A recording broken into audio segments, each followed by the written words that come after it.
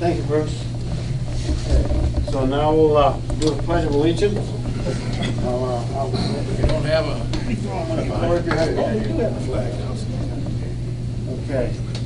So just so everybody knows, there was a change to federal statute that any veteran who's covered can salute during the pledge. Indoors, you don't have to be. No, you're indoors. Okay, yeah, you're right. Yeah, you're not in the Army. Any veteran. Any veteran can salute the flag, even or not. So I'd ask everybody to give a proper hand salute. I pledge allegiance to the flag of the United States of America and to the republic for which it stands, one nation, under God, indivisible, with liberty and justice for all. Ready, two. What about the latte salute? We'll officially allow the meeting to start at 10:23. Everything before that was a bunch of BS, because I want to make this a short meeting. At least historically short compared to other meetings. So the 2014 election results.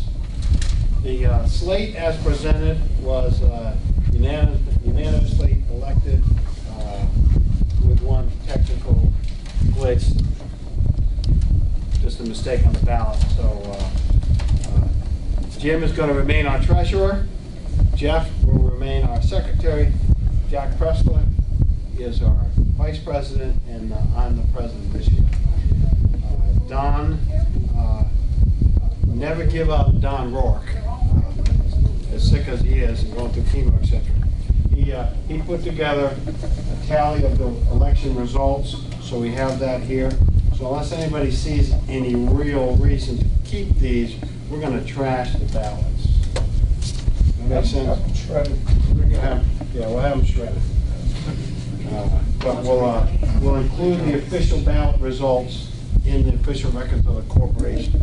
If you pass that to Jeff, I appreciate that. So, Walt will now swear in our officers. We were going to try to do it with Jack via Skype or whatever, but in the hospital, I don't think that's appropriate. So, Jim and Jeff, how are we going to do this, Walt? Well, I'll just follow the script.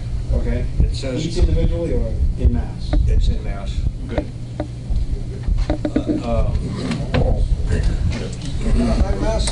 High mass.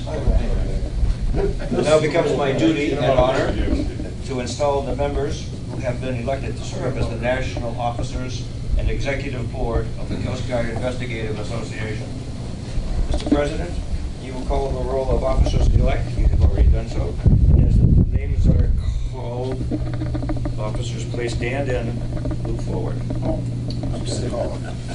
Gentlemen, I have the honor of installing you who have been chosen by the membership to administer the affairs of the association for the period elected. I congratulate you. Thank you very much for being willing to do this. Nobody's sucking up.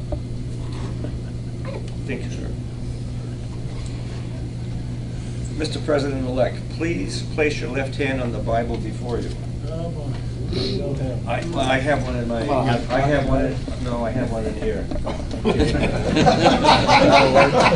We are high tech.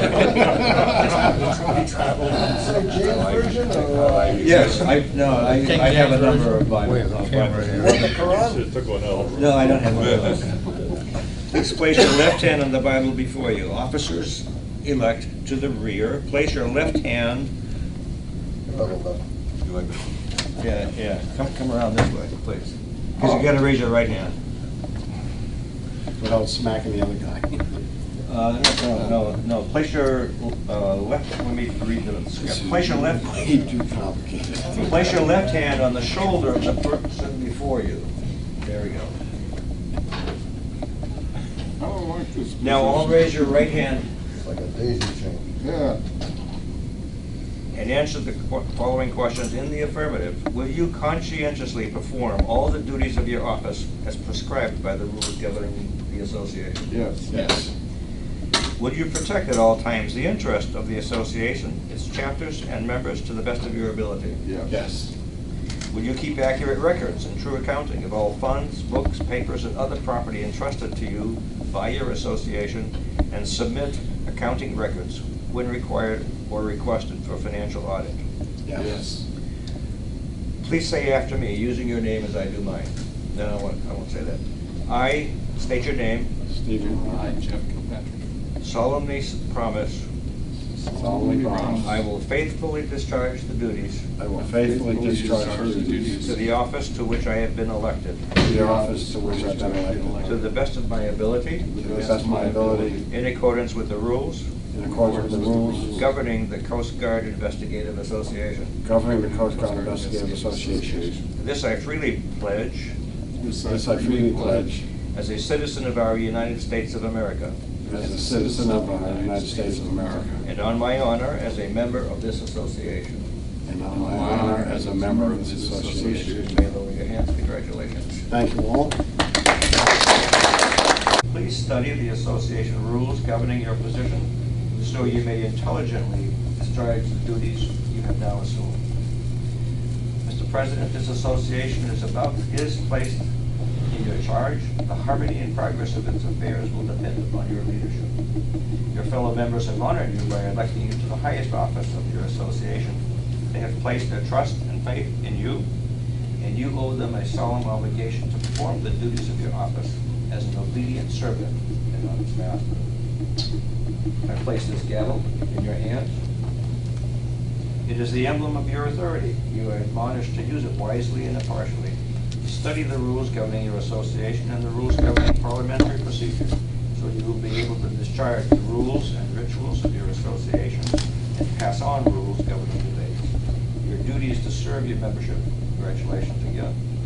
I now declare the national officers of the Coast Guard Investigative Association duly installed and in working order. Thank you all.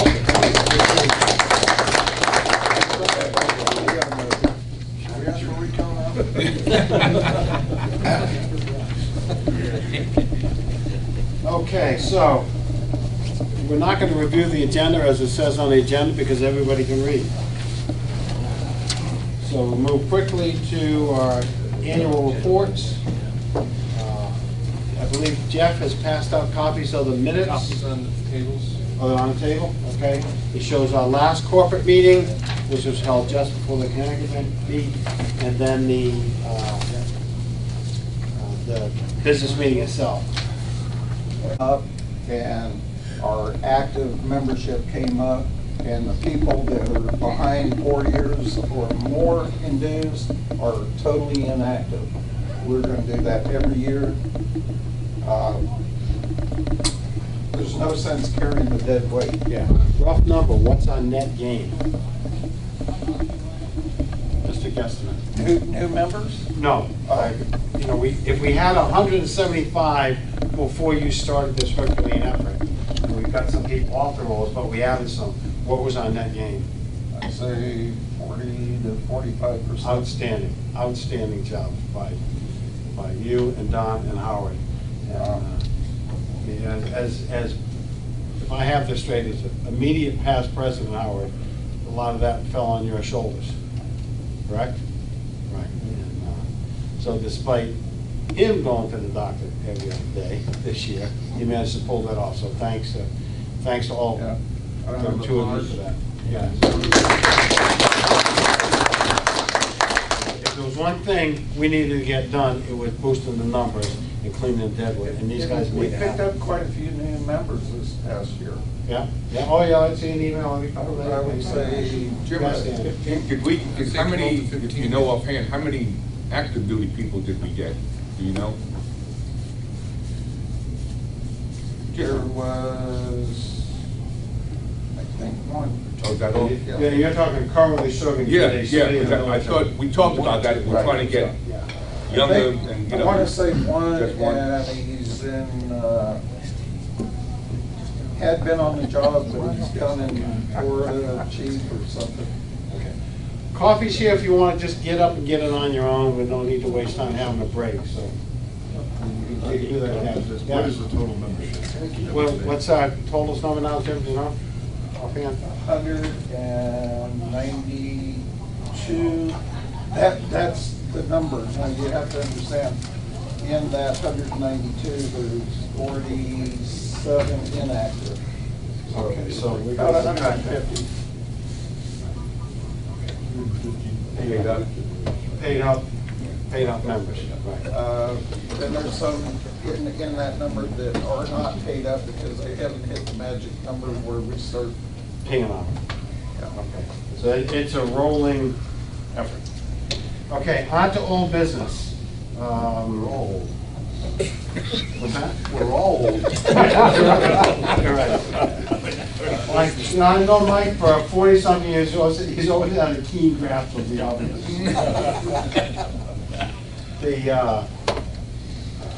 And I'm not gonna go into any detail on any of this, because it's all in the minutes from last year, but the new regional director for Northwest is George Finch, and our new registered agent for the corporation in the state of Nevada, where we're incorporated, is Ryan Godkin. He's a Coast Guard Reserve member who I believe is a police officer in Vegas. Right. So, anybody have any questions about old business? Or can we zip on through that? If not, we'll go right ahead. Okay, new business. As people know, we lost Ken Brandel, our webmaster, unmatched effort and quality of work. Lost him pretty rather unexpectedly real quick. Dennis Kepner has agreed to take on that job, and but the one thing he has asked is that he not be bombarded by individual members with emails about this, that, and the other thing. That's the way he prefers to do business. I'm told he's a real computer expert, and the things that were added to the web when there was new stuff to put up, bam, it was on there right away. So please go through one of your officers to, if you have something that needs to go on the web, so we're not bombarding this. Okay, so now we get to the hard part, which is going to take some time. At last year's meeting, Don Rourke, as you'll see in a minute, I will repeat this. He appointed a committee consisting of myself, Jack Pressler, Bruce, and Bud Hall to study the matter regarding the location and frequency of our meetings. It's been a hot topic all along.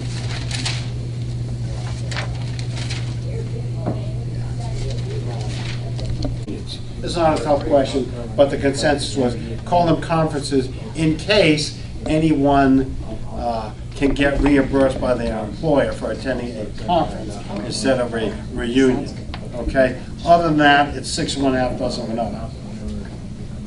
The recommendation was, that had been discussed in previous meetings, was, the recommendation of this group was that we hold the next 3 reunions, 2014, 15, and 16, here in Branson. That we continually to hold them annually. Some people are opting, I wish it was every other 2 years. Between health and finances, I can't do both, but the consensus was we continue to hold it annually. Nobody's going to hold it against anybody if they can't make it for health or finances or any other reason, family commitments, etc. That we keep them on the 4-day schedule. A travel day, a day for a business meeting, a day of socializing, get together, and have our dinner, and then out of here. Regarding speakers, the consensus was we've been spending a lot of money on that, and they're not necessarily relevant to our purpose, nor are they inexpensive. And again, the consensus was if we can do it cheaply and relevantly, we'll do it.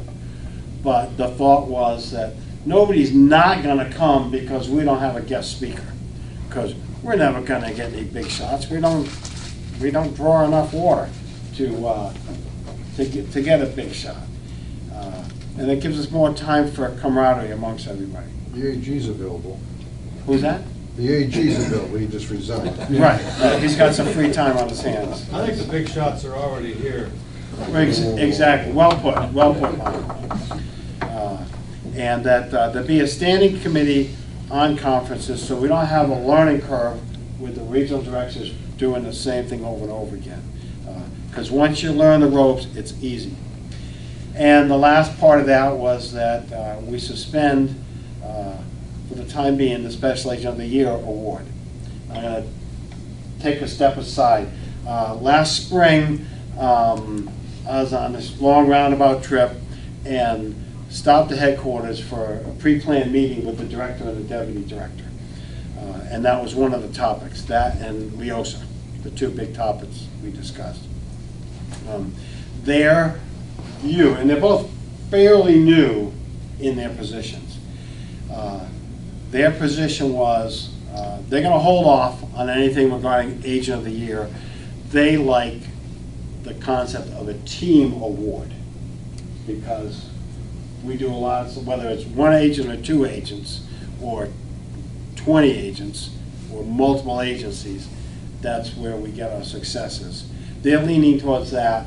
They will keep us in mind and include us in that policy whenever they get around to writing it. These guys are small fish in a big pond, and they are knee deep. None of them have any Coast Guard experience, and learning the bureaucracy at headquarters. We'll be lucky if we keep them for long. That'll probably beat them to death. So that was basically that's a synopsis of this working group's plan. Now, we jump ahead a bit. Maybe a month and a half ago, Jack Pressler sent an email saying, you know, maybe we ought to consider just scrapping the whole organization, giving the money away, or some variation thereof. And the leadership looked around, and there was a consensus that came out of that. If I can find it. So here's my interpretation of what came out of that. First of all, that while there was some argument to shut the organization down, nobody really wanted to do that. But basically that the requirement for an annual meeting of membership be waived for 3 years. The executive board continue their duties as required, and they hold a teleconference on an annual basis to monitor the health of the association. That the treasury be maintained in the current state. Further, that the association secretary and webmaster work together to contact all current members electronically with an eye towards establishing a method to allow the sharing, with individual members' permission, of contact information between all members, with the proviso that such use of contact information be limited to official association and social business, and that no information be used in spam, mass mailings, or commercial messages, and that no contact information would be shared with any person not a member of CGIA without the member's specific permission. Next, that each and every member be strongly encouraged to maintain the camaraderie, fellowship, and brotherhood of the badge that our founding fathers envisioned when creating the CGIA by organizing local level reunions and social events.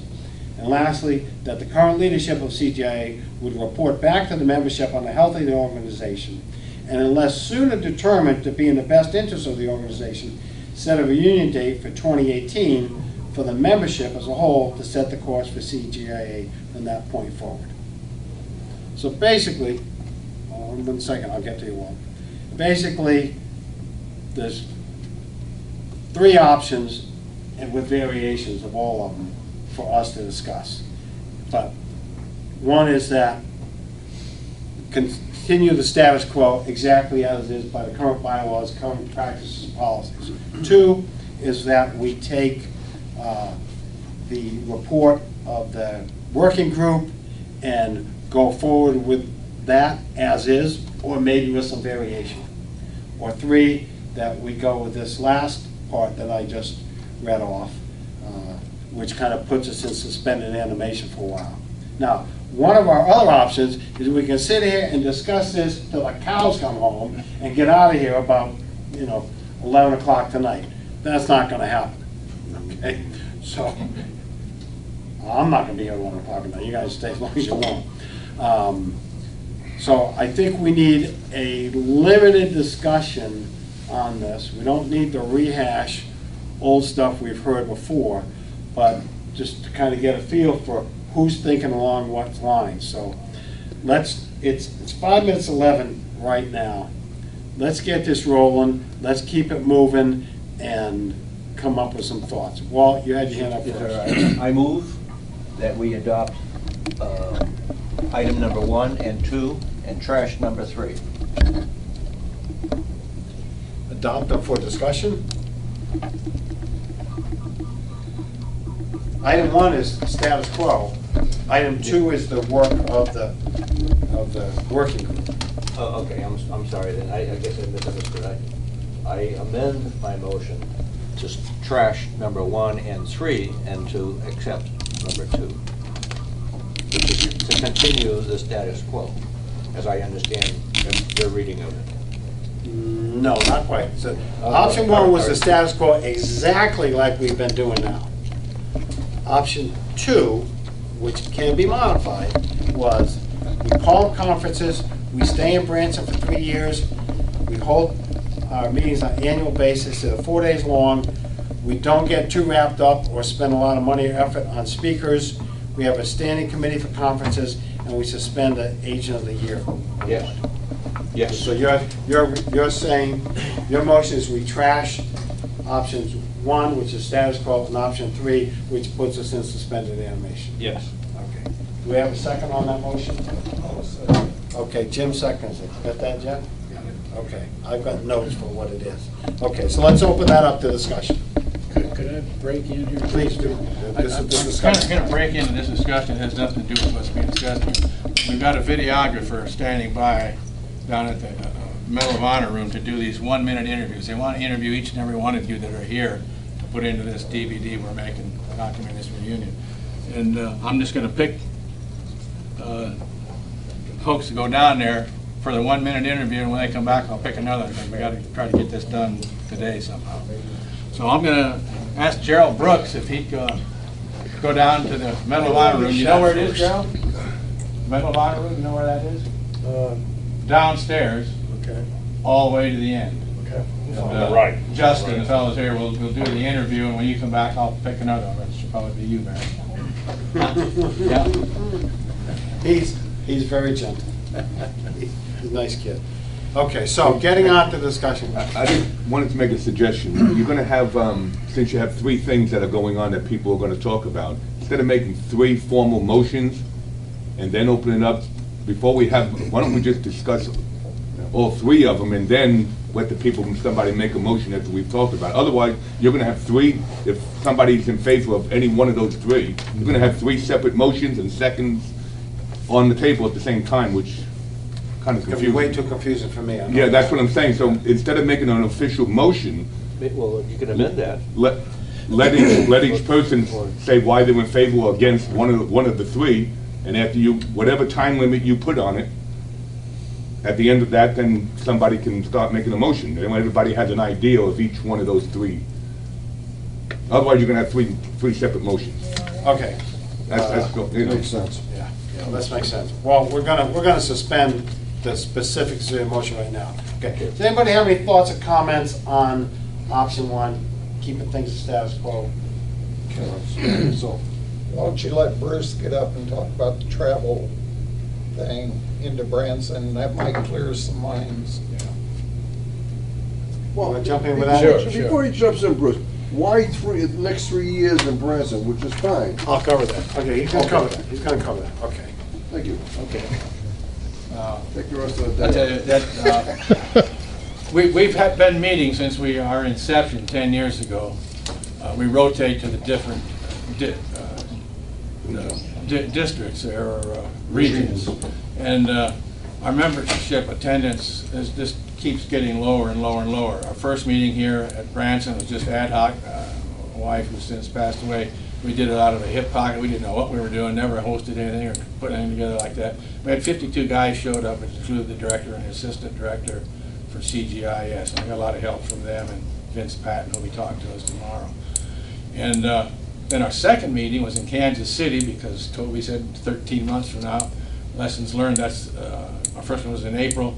The next year in Kansas City was in May. That was a bummer. We had 26 people showed up, but I got regrets because I emailed every single individual that I knew of, and I think it was around 85 returns expressing why they couldn't come in June.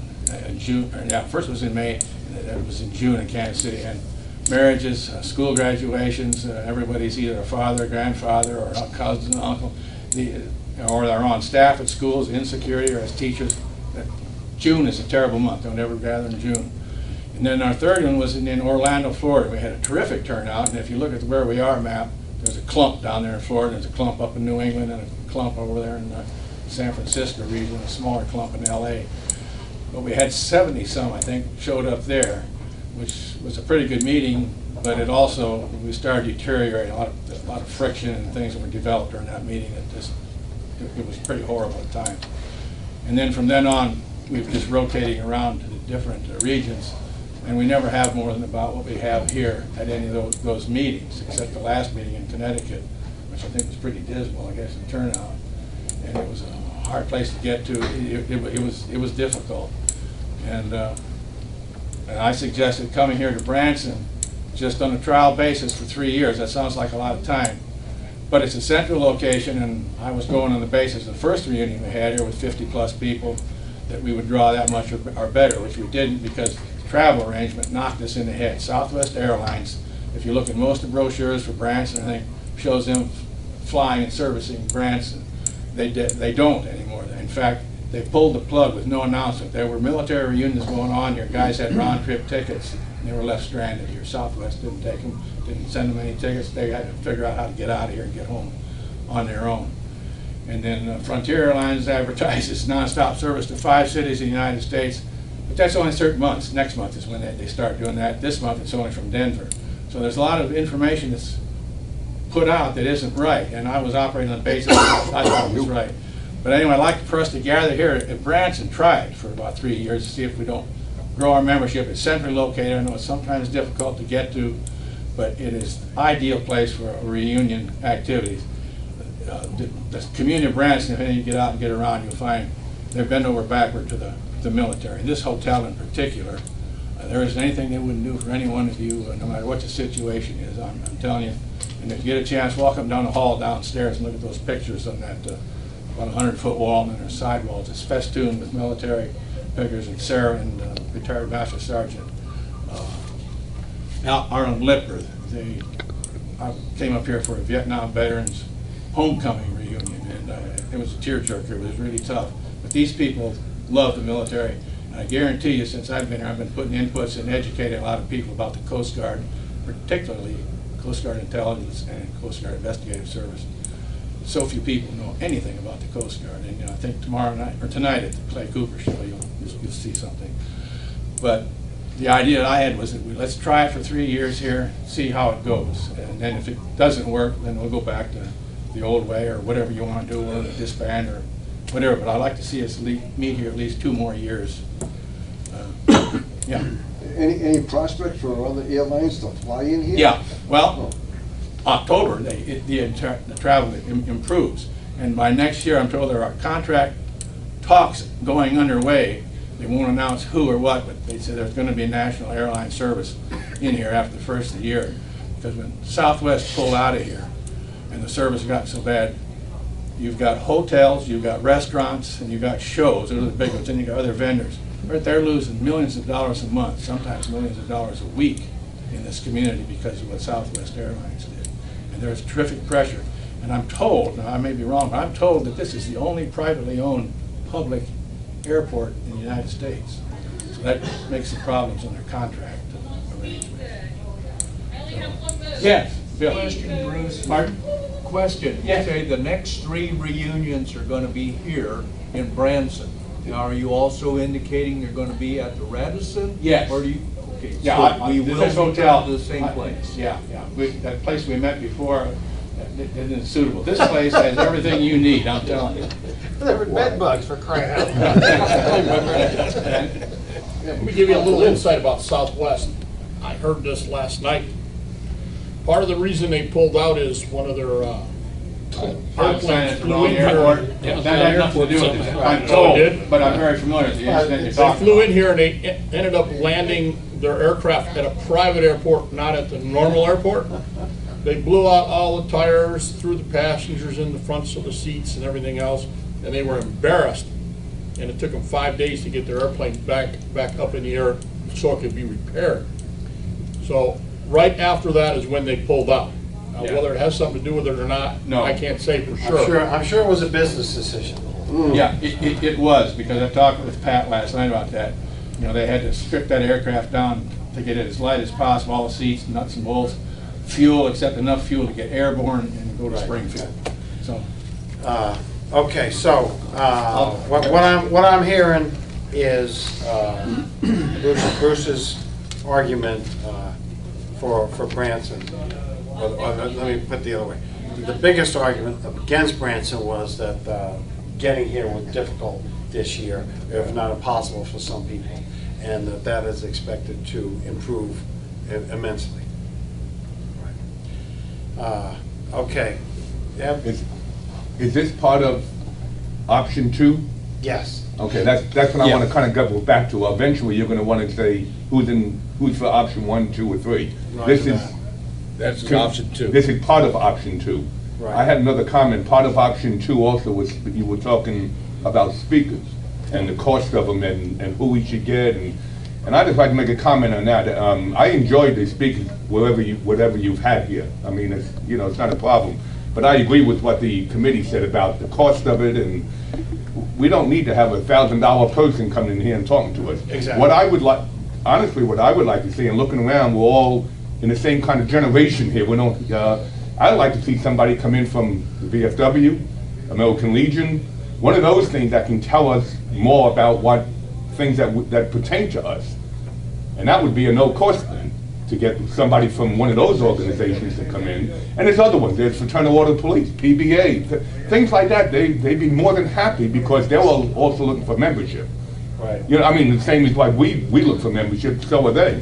So if somebody came from one of those organizations to talk about, you know, health things like, or VA or something that pertains to us, it would be a no cost to us, and they would be happy to come in and do it. Yeah. Yeah. So I'm in favor of right now the option 2, only for what Bruce has said. I would like to see more members, and maybe by centralizing, this is our first one, maybe if we could get more people to come, and mainly because it's centralized, that'd be a good thing. I don't mind going to other places, because to me, I like going to Phoenix because it was a longer motorcycle ride. And if we went to Washington State, that'd be fine with me because that's a long motorcycle ride. But I think for the membership, I think we ought to give the centralized thing a chance anyway. And like I said, the other thing was who we get for speakers. That would be a suggestion. I think you make a good point, and I think it's important that we all keep in mind we're talking the long-term continuity of the organization versus what's convenient for me next year type thing. We want this to go on. A tremendous amount of effort got put into this. There's been some great camaraderie, and we got to keep that long-term picture in sight. I'll get you next. I think what Dan says makes a lot of sense, and I'd like to add a little bit to it, is if we hold off for 3 years, then we're gonna lose members. Yeah. And that's not what we need right now. Okay, good point. So I agree with what you said. I just Mr. wanted. Toilet Seat Tosser? Yes. Yes, let me break in something. Okay, we went to the Dixie Stampede last night. They picked somebody out of the audience to throw horseshoes, the north versus the south. He represented the entire north and won for great pride and honor to our association. And won the toilet seat horseshoe throwing contest. By the way, I had several people ask me were those like. Those were Did you at least get to keep the toilet seat? No, they took them away from us. Sit on it. Those were standard issue plastic toilet seats with a cloth cover. And so they were not You know why he foam. won? Blue and gray. You know why he won? I think They we'll find out. told him Dolly Parton sat on it. Okay, you had a relevant. I have a relevant comment. I would like to say that we need to pay attention to the fact that if we vote for option 1, which is status quo, to leave things as it is, that's kind of cutting off our opportunity to expand, open up, and leave some additional options to be voted on at later meetings if we decide that we're going to change things. We don't want to remain as a status quo, stagnant organization. We need to leave room for, hopefully, expansion. So our second option would be to continue looking into this and leave it open for good ideas that might come up later on. But this 3-year thing here is an excellent way of doing it. I personally, if I'm going to drive to the East Coast from Southern California, that's getting to be a long distance for me. I'm not necessarily open for flying that much because it's getting more and more expensive. This is a central location, and doing it for 3 years gives us a little breathing room. You all set? Okay, good input, thank you. Michael? May I ask Bruce a question through the chair, if I could? I assume, I hope you've already discussed with Radisson maybe coming back by the next 3 years, Definitely. and that they're receptive. Very receptive. Are they gonna throw you a bone, us a bone and all, by saying we'll knock $1 off per night or something? I'm gonna talk with So you're gonna squeeze? Sarah and see if I can't maybe knock $4 or $5 a night off. It won't be much. The rates are pretty high as it So it is could be advantageous to us if it, or for the next 3 years, to come here. with the good Lord willing, the planes move into Yeah. Branson. Yeah. You know, I like the idea, to tell you the truth. Bonnie? So far, we mentioned the word camaraderie and honor. I'd like to mention trust. Some guy 10 years ago named Bruce Shields came up with this idea, and I trusted him. And I trust him again today. So I'm with him on number 2. Yeah. Thank you. Yeah, good. What other thoughts, what thoughts do we have from the guys out there in right field? Lakeview. I'm a new kid on the block here since I was born. Good, so you got a fresh perspective on things. So, Who is he? listening to what I'm hearing, Frank Sample, unless somebody would have any real strong objection of option 2, I think it ought to be moved to a vote right now. Okay. Scott? And I'm thinking, real quick, I'm thinking the central location is perfect, for, keeping it consistent. That way everybody, maybe people can't make it every year for other reasons, but the central location makes it a lot easier. And then maybe promote the regional, half-year get-togethers for folks that can't travel that distance. Try to promote that a little more, the regional folks do that. You still think it's September, Bruce? The timing is important because this week, believe it or not, for Branson is probably an ideal week to be. So if you wait like 3 weeks, you get into the fall where the colors are changing, the crowds start coming here. Unbelievable. I mean, I've been here where it was literally, that main street was bumper to bumper traffic. It'll get that way about 2 miles an hour. overnight. Thank you. Well, hold on one second, see how the stand up and back at first. My name's Ray Stanford. I was the second president of this organization. And we tried, oh, you can't hear me? Nobody can hear much of anything in here. All right, I'll try again. Do I move to the middle? Sure. I might make it. Yeah, that's another thing about guest speakers, most of us can't hear very well. A lot of difference. I can use This room's terrible.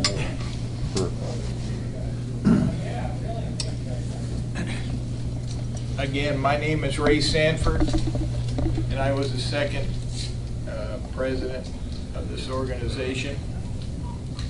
And we were moving around. We were going different places, and I didn't see where it helped us at all. We went to, one time I did it for Toby Chapeau. We met at, I thought a great place was going to be Reno. I just sent Mary to it. And we ended up with 12 people there. Yeah, we should have had 100. Okay, easy. That was a nice place. See, I can't even remember when I went, the other places we went. But we didn't seem to grow tremendously by moving around. I think it might even been confusing for some people. So I think it's a good idea to give it a try for 3 years here. It may not be the right time, but I would not recommend going silent for 3 years at a time. People just forget it. I mean, first of all, most of us probably won't even be here. Speak for yourself. Any of the gray hairs will be gone. Oh, so I'm screwed. I got none. Well, you're safe, you don't have it. Oh, okay. But that's too long. Maybe every other year if we had to do that. Every other year maybe, but 3 years, long time. Okay. We'll lose a lot of good people. Anyway, that's all I had to say. Good, thank you, thank you. You had a comment, I believe. Thank you. I know last year we talked about also, and it's been mentioned before, trying to get more of the active duty, whether military or civilian, the active duty CGIS people. And I think by being here for 3 years, it gives people the opportunity to plan, rather than standing by saying, you know, I got a year or I got less than a year to save up if that's what they want to do. But at least you know, everybody would know where we are, where we're going to be for the next couple of years, and hopefully that might encourage some folks that otherwise wouldn't be able or willing to travel to wherever. We seem to get zero traction on attracting active CGIS employees or active duty members into the fold. And I gotta say, when it first came out, when did I retire? I retired from the Coast Guard in 2010, DCIS 2001. So yeah, I was retired from DCIS at that point, but I was up to my ass in alligators dealing with Coast Guard stuff, and I think I was over in the Middle East when it first came out, whatever. I know, I saw it and I said, I don't have time, I have too much stuff going on. And I was only working one job, not two, as I had been doing between Reserve and DCIS at the same time. So I personally don't think we're ever gonna get any traction with the active duty people. Bruce made an excellent point this morning at the executive committee meeting about, because I said, well, we don't have anything to offer them. And that's right. What interest do they have? I mean, if they want to hang on with old people, they go see their grandparents. But, you know, a kid right out of college who comes on board as a civilian, or an active duty E6 who's trying to make a name for himself so he can get himself one of those good civilian jobs, they don't have time for this. But Bruce, you kind of flipped it around the other way. You want to explain that real quick? Well, the thing I was thinking of, a lot of guys when you don't belong to your association say, well, what's your group going to do for me? And I turn the question around and say, well, what kind of a group would you want? What do you not? Don't ask what I'm going to do for you. What are you going to do for yourself and your fellow agents? What kind of an association would you want? We welcome your inputs. These are the CGIS people, the civilian types particularly. You know, what kind of a group or association would you want? That's what I would broach to them rather than what we can give to them. I mean, because it would be their association if they're involved in it. And the other thing is that there's an old school and a new school. That's what I call the old XI designated, which a lot of you are familiar with. And then you got the CGIS thing, which didn't exist when I was on it. I retired in '78. But when we had that first gathering here, we had a couple of guys. Frank Sanders was one of them. He said, what's CGIS? He said, who are they? The old XI people don't even know what's going on today. Don't know who CGIS is. And then you talk to CGIS people, you mentioned the term XI designator, they haven't a clue what you're talking about. So it's old school, new school, and we're trying to blend those two together. It's a challenge, believe me, to do, but that was a comment about the association. It's two different groups of people. And the present agents, the civilians, they don't have the esprit de corps most of you in here have as ex-enlisted and growing up. To them, it's just a job. They're investigating the Coast Guard, and they go home. They don't have the same attitude toward it as we do. So there's a lot of things to consider about membership. Howard? One of the things I was doing this past year or so is that looking at the retirement list that comes out from the Commandant's Bulletin, and go through the Coast Guard headquarters, or Pay and Personnel Center rather, send letters to those XIs, CGIS guys that were retiring. And I'm guessing right now, I think I remember sending about 12 out or so, and then we got one return. I've had one return from personnel's, Pay and Personnel Center said they couldn't forward it. But all the rest of them apparently were forwarded to the retiring agents, but not a single response. So, like I said, old school, new school stuff, you know. Gosh, you left CGIS when? 2001. 2001, okay.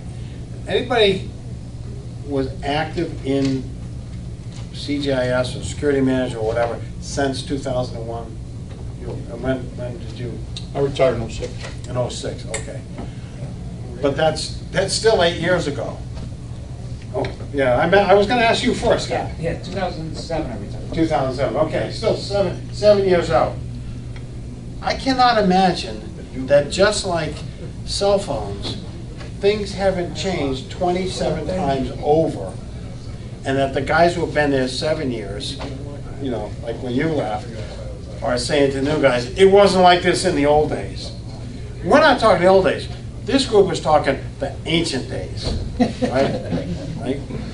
Where that Dick Denicio, he told me, he says, I hope you can type. That's why I ended up WFO. Right, yeah. He said, I hope you can type. Yeah, I can type. He said, good, so you're really gonna need that. You can't write stuff by hand anymore, right? You know, it's changed. So it's such a world of difference. It's a whole thing. But anyway, let's keep this back on track. Any other thoughts or comments about which way we ought to go?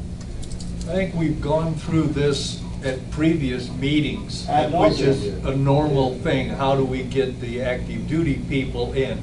And it seems that somewhere in one of these meetings, it was brought up that when there are active duty CGIS people retiring, didn't we offer them a free one-year membership? Suggested, I don't think we have a motion. I mean, we could do it. We offered it too, we did give it to them, but none of them that I know of have continued to. Again, it's a different generation, and there may be, I mean, there are newer retirees, even though he's 7 years out, 8 years out, 13 years out. We may be a new generation. Okay, so, go ahead, Frank. I got something that I just got to throw out here. Okay, throw it This out. has not changed my opinion about option 2, except the question I would have is that, and I think I kind of asked you yesterday, I mean, what is the Coast Guard doing now as far as agents? Are they hiring, is the goal to go all civilian? Because if the goal is to go all civilian, what's going to happen to this organization? I don't know the answer, Well, the way of the dynasty. and I don't know the answer. Let me just respond to that a little bit. I was on the committee when we went to the civilian thing, myself and Jack Presser, and there was a couple others I can't recall at this point who they were. But there was no talk of going all civilian. We were going to have a combination of military agents and civilian agents. That has always been the picture that I've seen, even when I was working, that we'd have that. And there's two different environments out there. There's a military environment and there's a civilian environment. And to supervise that, it was a little difficult at times because there's things you could do for the military guys that I couldn't do for the civilian guys. And that goes back to the personality of these guys and why they do or do not do in an organization similar to this. And that's all I can say to that. But as far as I know, there's still a cadre of military agents there, and I think there will always be there. As long as the people in the top of the Coast Guard, they'll be military agents. Or And I think the other argument for that would be is that everybody here, and I know we did in Boston and in Connecticut as well, we were damn lucky to have reservists with the contacts and experience they had, like Mike Ferrick and Jimmy Miller, Billy Hawks. Where is Hawks? I thought he was signed up. Yeah, well, he was in a. We should hold him at the. Maybe not. We should hold these at the VFW. We'll find Hawks there. 50 cent. He didn't know 50 cent be here too. Anyway, I mean they've got the IV rate as a rating, so I think it's there to stay. Okay, so let me ask this. And I don't like that guy, Robert, in his rules. He doesn't understand. I don't expect anybody else does either. You never lived in Maine. No. We don't want to get into paperwork. But I know you're big on and very good at it. I know, Walt, you're big on and good at it. But since you made the motion, and I don't want to insult Robert too badly, but I think it's time. I think it's time for a motion. We've heard it, everybody's discussion. I think it's time for to either restate the motion or amend it or whatever somehow. One last thing, just so everybody's clear, why don't you just read the option 1, 2, and 3 again, so it's clear on everybody. The highlight. The highlight of what. Okay. That way everybody knows. Option 1 is status quo, what we were doing, rotating annually, blah, blah, blah. Option 3 was basically suspend active operation of the organization for a 3-year period.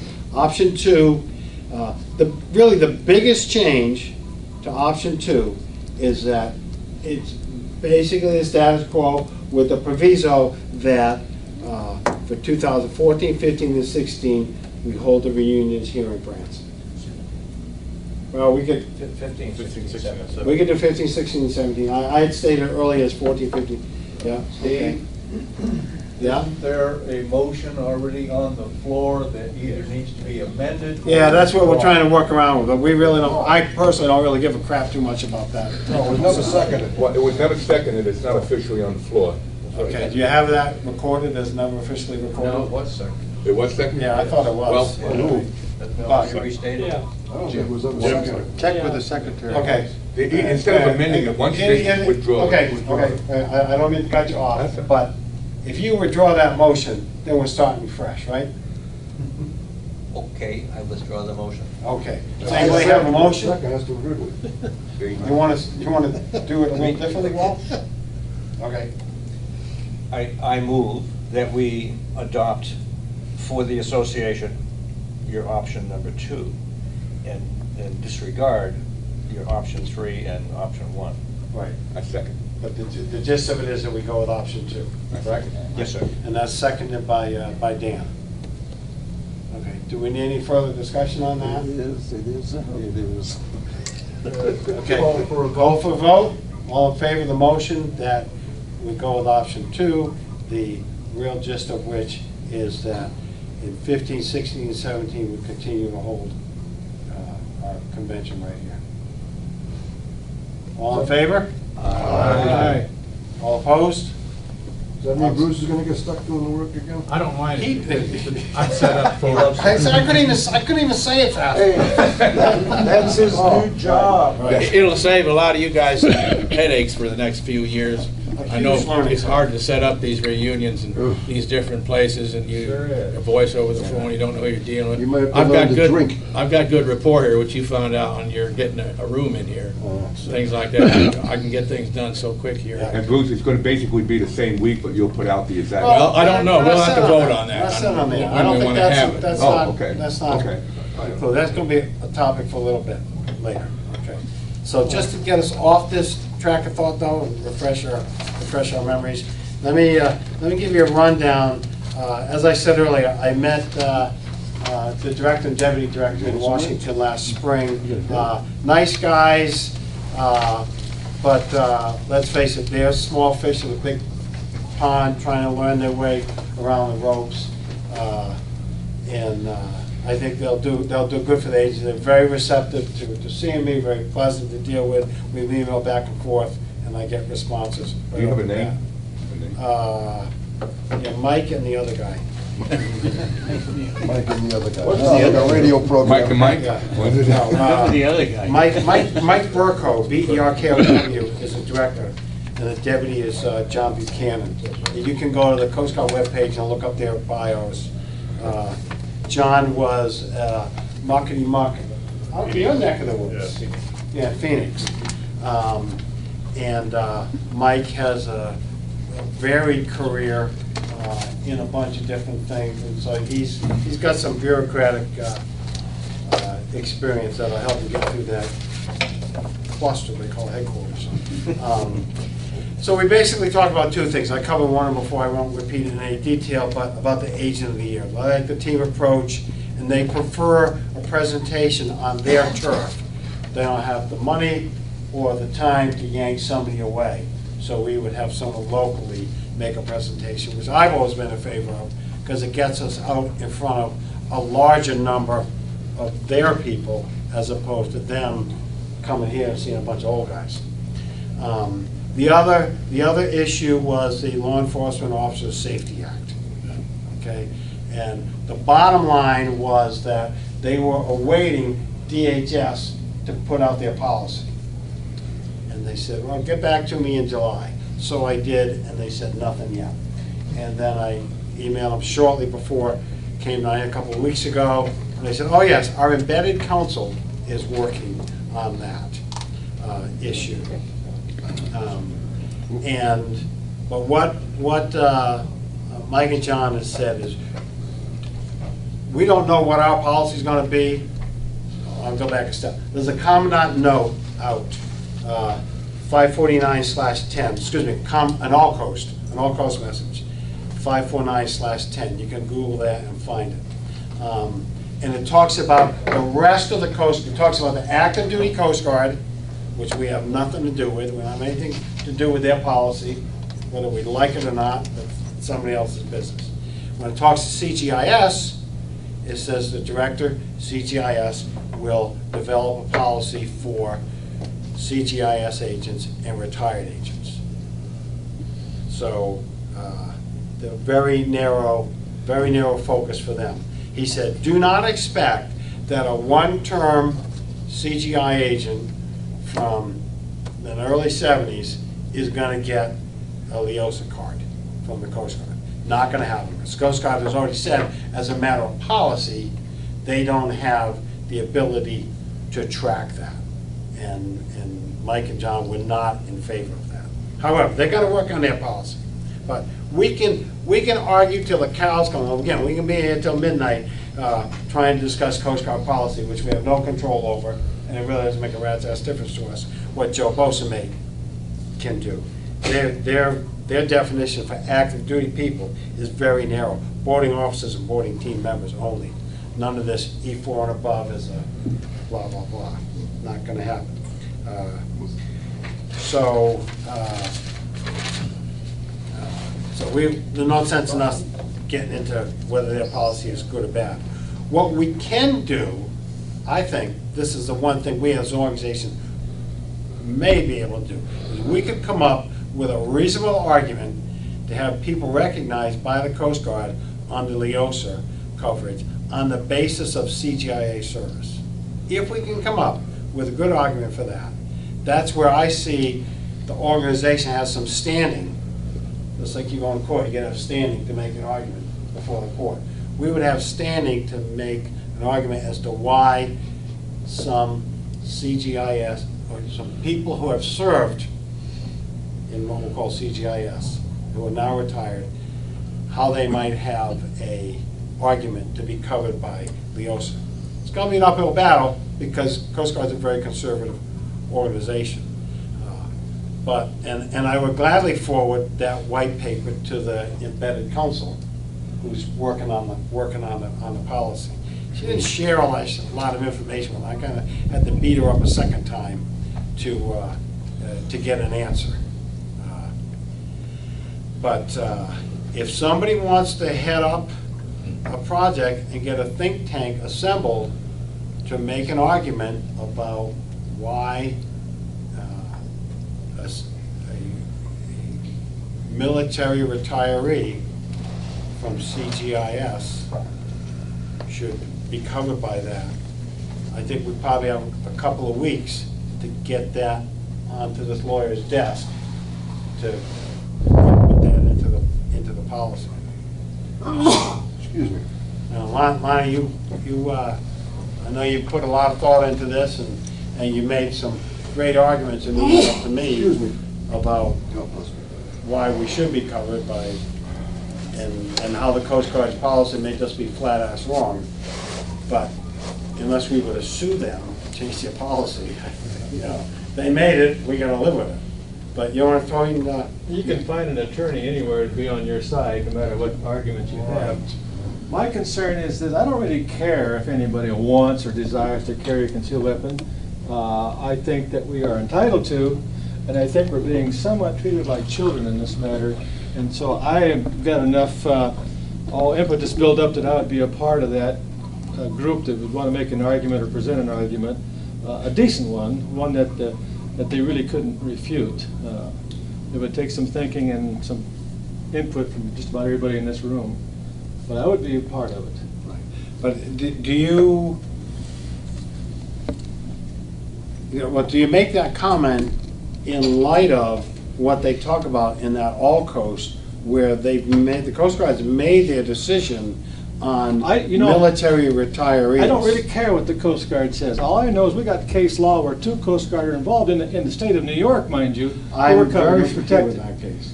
And I had an attorney, an NRA attorney, says, well, you have a picture ID, and you have a card that says you went to the proper range and you qualified within the last 12 months, you're covered with LEOSA.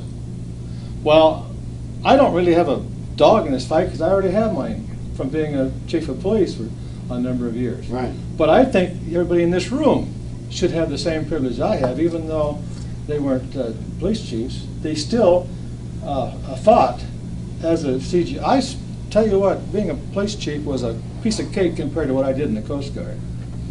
You can ask that man right there how dangerous the many dangers that we faced. And the Coast Guard to say, well, we don't think that we can really trust you as an old person with a gun on your side flying in an airplane. But the way I read it, and correct me if I'm wrong, because I know you've studied this much more thoroughly than I have, is that and this is what point I was getting to, we can make an argument as CGI, if having served on CGI, that you'd be covered by this. But to have Engineman Third Class Jones, who's covered under the federal statute from 18 U.S.C., says, well, you're a federal law enforcement officer, enforce the laws, blah, blah, blah, and the kid's never done anything. That's right. I mean, when I started out in the Coast Guard, the only people they sent to the range, unless you were a gunner's mate, and I happened to be one at that point, were the troublemakers, so they could get them off the ship for a couple of days, because X number of people had to qualify. And finally they said, we don't want the troublemakers. They're not, they were saying to the COs, you're not going to give that guy a gun. I know you want him off the ship for a couple of days, but when push comes to shove, he doesn't get armed. So they don't have the mechanism, the manpower. And I agree with that totally. So we got to come up with a different. They did. They added a letter that says you must have a letter saying that you are a boarding officer. But we were CGI. But that's exactly my point. That we've got to make an argument, and maybe we're saying the same thing. We need to make an argument just for CGI. Exactly. We can't stick up. We can't be sticking up for the third-class postmates and enginemen who never did anything. Precisely. Right. Okay. We're on the same sheet. Go ahead, Dan. I think we have to go one way or the other. Either you go with what the law says, or you try to convince the Coast Guard, which I say you have zero chance of doing, to come out with some kind of a special thing for who they think should get the card. They come out. So either you go one way or the other, okay? And I'm in favor of, I have the same thing as what you just said, Lonnie. I have from the state of Tennessee saying I am eligible to carry a weapon under HR 218. I don't, so it's not that I don't, quote, care. I do care for everybody else, but I'm gonna carry it legally because my state has issued me that, and I'm covered under 218, so it doesn't make a difference in that case. But I think we're going in the wrong track if you try to get a committee to write something up and send a letter to the Coast Guard at whatever level, whether it be the lawyers or CGIS or whatever. You're not gonna get that. Now, one last thing. Joe can talk about being a CID agent, how they now were fighting this for how many years since Leosa came out, the retired or even active, but we say retired CID agents. Same thing we're talking about from the Army, CID agents. And he can tell you what they've been going through, what you're now suggesting. I don't mean you put you on the spot, but what we're suggesting of going to CGIS and saying, hey, can you recognize so we have something to show that the Coast Guard says we're retired law enforcement officers. And he can tell you what the Army has gone through for 10 years now trying to do this, okay? CID is just agreed, I mean, it's a law. But you take the similar argument, because they said we're not gonna do anything until the DOD says something. Right. It finally came back, and they changed the law, because of the word apprehension versus the word arrest. Right. So they changed the law, and then CID came up with some other BS about, well, we're looking into something else. Well, finally, it's been pushed to the point that the Commanding General has said sometime between October and November, they will have created this card. But if you back up a little bit, their last argument was similar to what you're saying. Of course, not every NCO in the Army has the same authority every Chief Petty Officer does. But they came right out and said, well, we're holding off on this decision for CID agents until we figure out what to do with the rest of the military police corps. And they all fall under the same Provost General of the Army, yes, right? Right. And kind of to contradict a little bit of what Dan's opinion was on that, the CID Agents Association stepped up and said, well, we're not here to talk about the military police corps, we're here to talk about us. We already have this authority as stated in the law. Now, what you're going to do with all these guys that were an MP for 5 years or 6 years, or they were an MP and then they went to another MOS, right, and then they retired, whatever. But it sounds similar to what we're saying here, saying you want to go forward and talk about those people covered under CGIA versus everybody that's an E5 or an E4, whatever it is, petty officer with that authority. So one last thing on state things. Here's a perfect example. Tennessee issues you a card after you go through all the stuff for HR 218. Right. State of Virginia does not. Their attitude is, are you retired from a law enforcement agency? Well, actually, you only have to have 10 years. You don't even have to be retired. It actually says now it's changed to 10 honorable years as a law enforcement officer. Okay, but that aside, do you have a picture ID showing that you're a law enforcement retired? Right. And have you qualified in the last 12 months either by your agency or by your state or your local? Do you have that? You're covered. So the state of Virginia, that's their attitude, which goes right along with the federal Leosa law saying, here's the 2 pieces of identification you need, and you're covered. Case closed, regardless of what the Coast Guard says. I remember when this first came out and talking to Foster, when this first started, and Foster was still in his office there, and his attitude was, as long as he was there, because of, quote, vicarious liability, the Coast Guard, we will never sign off on this, ever, just because you don't need us. And that was his attitude. You don't need me to give you anything. You got to go to, according to the federal statute, you got to go to your state or your local where you live and get qualified. And you all have a retired ID card from the Coast Guard, don't you? Well, the Coast Guard is a law enforcement agency according to the statute which you quoted before. And that was his attitude. And he's right. He was 100% right. Why do you need the Coast Guard to sign off on this thing? You don't. And I think that would put us in bad light if we start writing letters to the Coast Guard saying, here's good reasons, and we can come up with some good, excellent reasons of why you should be covered, especially in light of what you just said, Ronnie. It's only going to piss them off. So okay, so you're. let me spit back what I think I heard. Okay, is that because and I don't know the ins and outs of the laws anyway, so I may have this backwards. However, what I heard you say is that if you're a retired petty officer from the Coast Guard, and you live in South Dakota or California or any state in the Union, you could go to that state and say, how do you interpret Leosa? Yep. And depending on their interpretation of it, they could go ahead. Well, it's and- not even that, but even if the state, as Virginia, says, we don't recognize it, we don't go by we don't have a law in the state of Virginia. The federal law, which we will go by, says you're gonna have this 2 pieces of ID. Do you have that? Yes.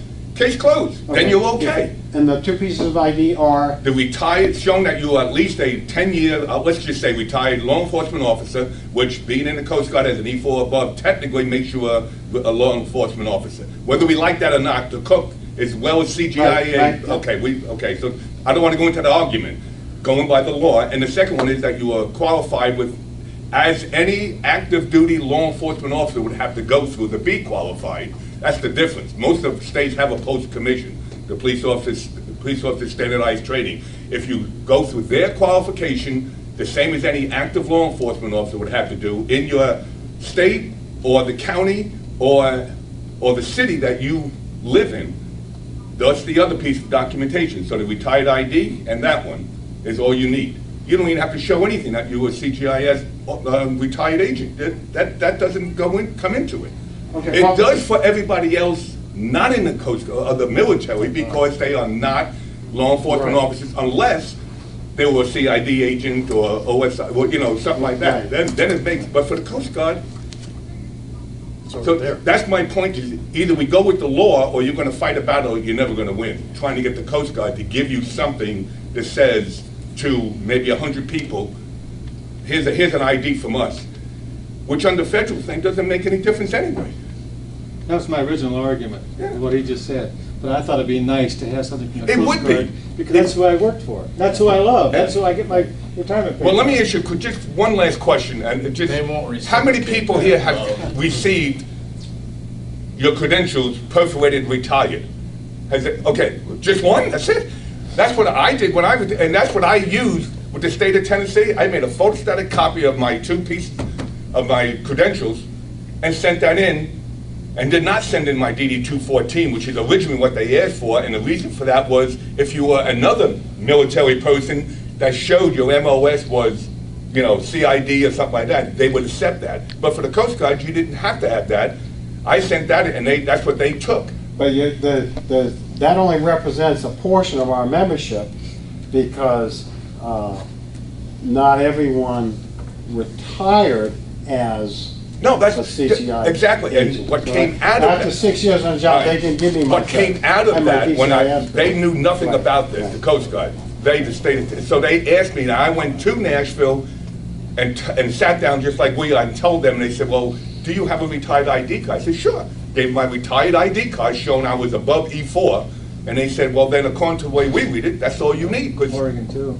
Right. Okay, so if you read the All Coast and you read in between the lines, it's probably saying the same thing you are, but the Coast Guard's come flat out saying, "Don't think we're going to back you up." And they won't. Right. And it's because, like Foster told me 18 years ago, vicarious liability, don't expect me to put my name on something authorizing you to do something when you don't really need it anyway.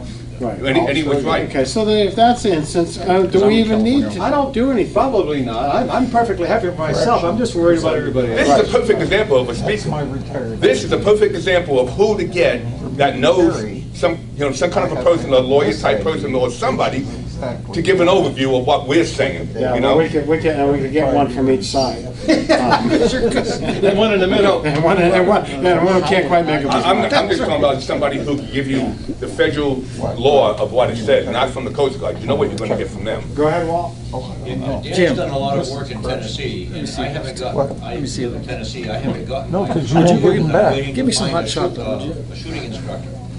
You won't give them back. I'll trade you, okay. You got a retired ID Let me card, see. yes. Which one you want? I want your picture ID and your fact that you've been trained in the last. Shows that I went to Clinton. They Well, let said me that's all they explain. want. Just so that Show me that you- DD no, 214 you have that to shows you understand have the That's my criminal retired investigative ID. training or whatever, you know, the Air Force, In whatever it is California, that we send our that's agents the to. ID I show that I can carry. And that's in This Tennessee. has an I think what has expiration happened date. is agencies have created this California, a card. an expiration date. And that's what the Army's getting ready to do. But and Dan has researched this 6 ways from Thursday. The law does not say that. The law does not say you have to have a card from your agency. The law says you have to have And, you know, I have a retired ID card, I have my CID credentials off the wall, I can Xerox and say, I got 33 years with this agency. And that, and by the law, that's what is required. But yet even CID is saying the same thing. It's taken them 4 years to come up with this, well, we'll finally issue a card. But the law doesn't say I need a card from them. I already have 2 cards. Danny, can I ask you a question? Sure. It really doesn't affect me because I got a permit to carry in Massachusetts anyhow, but you have to requalify every year? Every year, and if you, and it's a Your good, expense. at your expense, and that's a good question, because states have now come up with, like the state of Tennessee's come up with, I now have an option. I can go for one qualification forever, but it's only good in Tennessee. So professional. But if I want to meet HR 218, it must be within 12 months, you must have something on you showing you qualified within 12 months.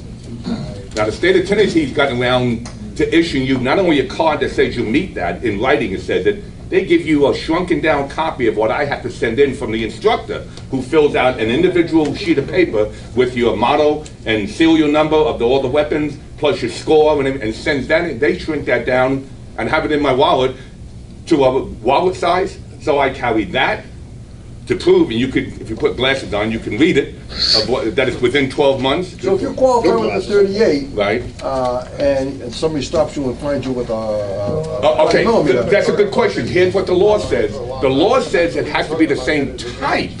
Yeah. Bang, bang. Close the discussion.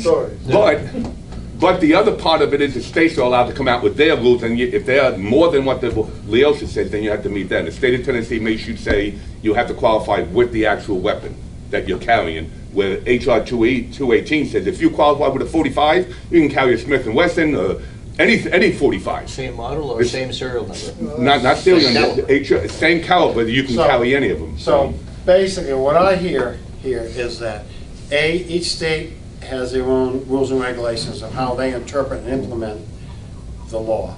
2 is that there's no requirement, as far as your interpretation of the law go, that the agency certify anybody. Right. Some states might take your retired ID card and a DD-214, a completion certificate for training, etc., and go ahead with it. Right. Others may not. But once that one state gives it to you, it's good for traveling across state lines. And so... See, the confusion with the first part of Leosha, your agency had to sign off. That was the first Leosha that came out, the first part of that law. Okay. The agency had to say that you were qualified that you were a law enforcement officer, and they had to qualify you every year. The reason that was changed, because nobody could, just everybody in this room, how many people are going to go back to Coast Guard to get requalified? And it was every police agency was like that. All the, retired New York City guy living in Florida. Was he going to go to New York City to get qualified? So the option 2, the first change came out saying that was done away with. And then finally the third change came out, which is now the final law in that thing, okay? And it says just what we've been saying, the latest thing that Lonnie started and brought up, and that's the final changes to it, that it does not even have to be by a state. It could be from your local police department that has a post-certified person that gives you the training. It doesn't. That's how low it's gone, all the way down to where you live in your county or your metropolitan city. Let's try to wrap this up. It sounds like it's a done deal. Us what range you go to. It says a qualified range. Okay, well, there you go. So So let's end this. Okay. So, do I hear anybody saying that we as an organization need to do anything at this point except wait for Lieutenant Commander Price to come up with it? Is anybody in a situation where they say, no, I do need the organization, so? It might be a good issue for the association to promote on a regional basis. If you can let potential members or members know, if you live in this state, this is what they require. Okay. Okay, let's, I want to move on to, unbelievably, let me ask this first. Anybody have any other new business they need to bring up at this point? Other than Bruce, what do you think we're looking at for a time frame for next year? And I'd like to throw this out at the same time. As I understand it, Branson goes, I mean, as much support as they give the retired military now, during Veterans Day week, I guess it's unbelievable. Any thought given to that? These people will do anything for you at any time. In this hotel, I guarantee you, a lot of you, if you haven't seen downstairs what's down there and you heard Sarah talk, that these people just about give their life for you. I mean, they are in such appreciation of the military, and I'm educating them more and more on the Coast Guard all the time. And if we continue to meet here, it'll get better and better. I think it's terrific as it is, but it'll get better. And like I say, for you folks, you bring in your wives, you say, well, you need a committee for that. You don't need that here in Branson. There's no shortage of activities. Downtown, the old town Branson, and the waterfront area down there, they've got these trolleys that go around. You can park your car, just ride these trolleys, get off wherever you want, do what you want, get back on the next trolley and whatever. They may expand that service out west to here, I don't know, but there's just no shortage of activities for anyone that's not sitting in here at the business meetings for them to do here in Branson. And like I say, there's 100 shows a day going on here. It's the largest entertainment capital on the planet for live entertainment in as small an area as we have here. I mean, you could go to Los Angeles or New York, but you're going to miles and miles and miles. It's all right here. Reno has a similar situation in that they have a hotel there that has had the Chief Petty Officers Association meetings and Vietnam veterans meetings and stuff like that. So their veteran thing supportive too. Yeah. And plus it's my hometown, so. Yeah. But it's more than just Branson. I'll tell you, I really like the idea of coming to Branson when you first announced we're coming here this year, but getting here, I don't want to do it again. Yeah. Unfortunately, because Southwest moved out. Yeah. And all I can tell you is that it's supposed to be better, and it's going to. They need it, and there'll be better transportation next year. I'm willing to guarantee that.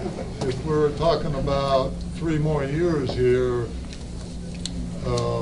hoping for it to get better 3 years from now is not going to do it for me, I'll tell you. Yeah, well, whatever, we're not going to suit everybody. I realize that. Anyhow. Pardon? That's water into the bridge. We've already voted on it. So. Yeah. Well, and I think one good thing about, I met up with Don the other day, is, I've been to the 2 shows that were booked, but there's 20 other things for him to do, and I'm assuming next year Bruce is gonna set up something for 2 different things, and so everybody will have a chance to do different things. A lot of other cities, and Reno may be the exclusion, there's only so many things to do. Once you've been there, you've done that, you ain't gonna do it again. We'll see what happens. We'll go from there. Okay, so, but anyway, do we have we haven't made any commitments as far as time goes? No, whenever you guys want to come here again, this place will be ready for you. And Sarah's told me, if you guys decide to stand down or break up as an organization, she said, you can pick a week or a month or a day, whatever you want to come here, and just put the word out. And those that come, those that don't. She says, it doesn't matter. She hasn't held me to the contract I signed as we'll guarantee so many people will be here. She says, don't worry, Bruce, about this contract. We're going to do whatever you need and how it works out. That's it. Your family around here. And they will do that. They've got, like the WASP was here. It's a Navy thing. They only had 3 people alive. But they reunion here. And they'll make special arrangements to deal with it. So, it's just carte blanche for us here with this outfit here.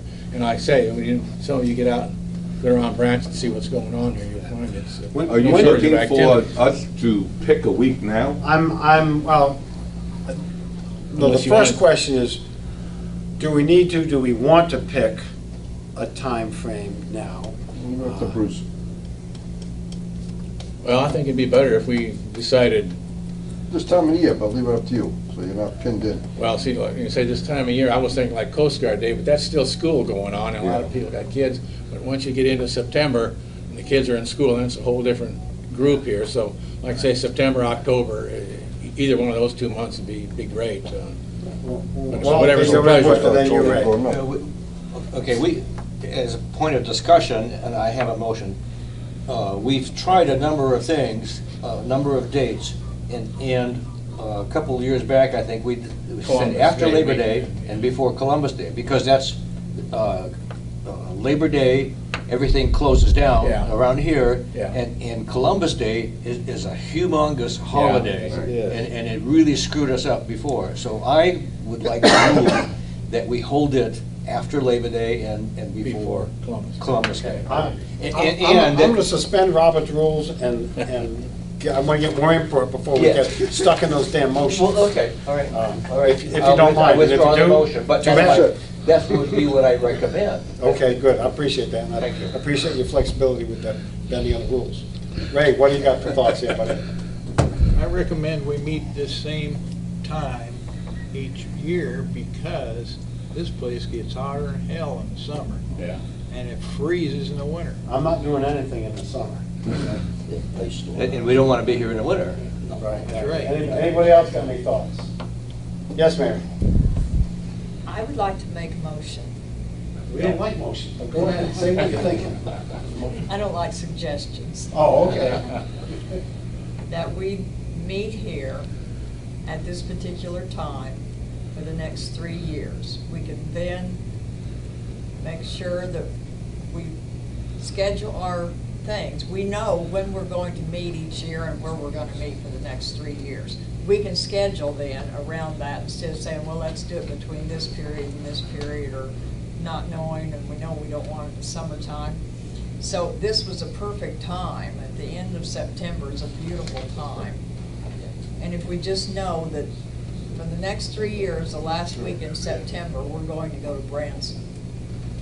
I think that would be much easier than trying to schedule vacation times, when your wife can get off, and this and that and so on. You can schedule right around this time each year. So that's my motion. Are you accepting the motion? No. Oh, I'm accepting her input. Okay. But this motion stuff, it just ties us up too much. You have executive order privileges, you know. Yeah. You know, as I said earlier, you know, we've all fought and sacrificed for democracy, but benevolent dictatorship works well too. I'm used to that. So, Yeah, anybody who's married knows that, right? I'd like to speak to the suggestion, whether you like suggestions or not. I think Mary is right, and we've already passed the motion that we meet here for the next 3 years here in the Radisson. The time frame that Bruce has chosen, or we've accepted for this period of time, for me, that works out very well, but then I'm triple retired, so I can pretty well pick any time. But weather is a definite consideration, as well as transportation. So let's give Bruce a little leeway in picking the time frame so that he can work it out as to whatever is going to work good with weather, transportation, and all of the other variables. Well, I'll just tell you right now, I like the time frame between Labor Day and Columbus Day, and particularly the latter part of September. The last couple of weeks of September would be, I think, the best. But again, it's up to the pleasure of Open it up for anybody who doesn't want that. Everybody so far is talking in favor of it. Is there anybody against it? Let's make it so. Okay, is anyone violently opposed to doing it to late in September? I'm not going to kill you.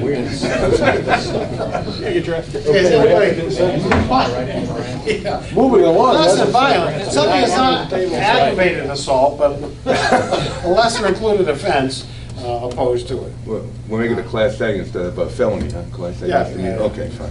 It's not like a Ray Rice type violence. Ooh. Stuck in the elevator. Yeah, you hold this meeting in the elevator. Whoever comes out gets the pick. Okay, so Well, Yeah, if we could, if you would defer, if you would be a gentleman and defer to Mary, then I can let her make the motion. Agreed. Oh, yeah, it's smooth. Now you want to make a motion that basically says, what you said before, you want to leave the Bruce to pick it in late September? I make the motion that we meet here for the next 3 years in late September. Oh, September, I thought it was October. Second. Okay, so we have a motion that says, we meet, no, we already, he beat you to the punch. Oh, okay. And it We're not having speakers, nobody can hear. Just to move this dead It horse does- along. Yeah, right. It does need to allow flexibility on Bruce's part Exactly. to work that out. Yeah, we're not gonna get real technical. Okay, we got a motion, we got a second, any further discussion, call for vote, all in favor? Aye. Okay, got it covered, okay. There being no further business on our business meeting, do I have a motion to adjourn the business meeting? I move that we adjourn for lunch. No, I think we move, adjourn the whole meeting. Yeah. Adjourn until 6:30 PM. That's when the bus leaves for the Clay Cooper Theater. 6:30? 6:30. Okay. Up front? Gentlemen, ladies.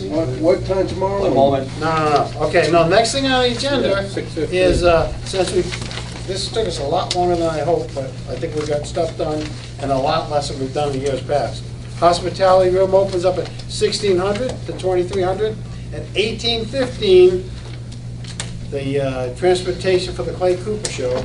And last night, the guy was here early, he wanted to leave early, but we got the head count done. So please do not be late, because they're gonna be anxious to get us out of here on time. There are no Yes, Ray. Be here to get on the bus, otherwise We're you're not missing a gonna piece get of it. business, it's on the Oh, second Yeah, page. you paid, you get on the bus, and What's that?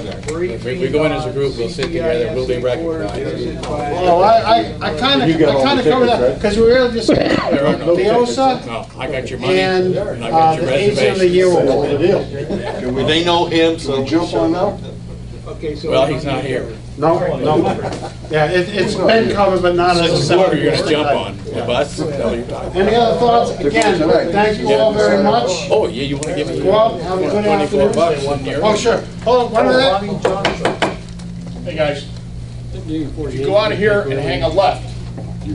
About 3/4 of a mile on the right-hand side, there's Gillies Theater, and there's Gillies, it's like a little cafe, restaurant place. It's got the best brisket I've ever had in my life. Might want to check that out. That's the best news I've heard all day. Amen.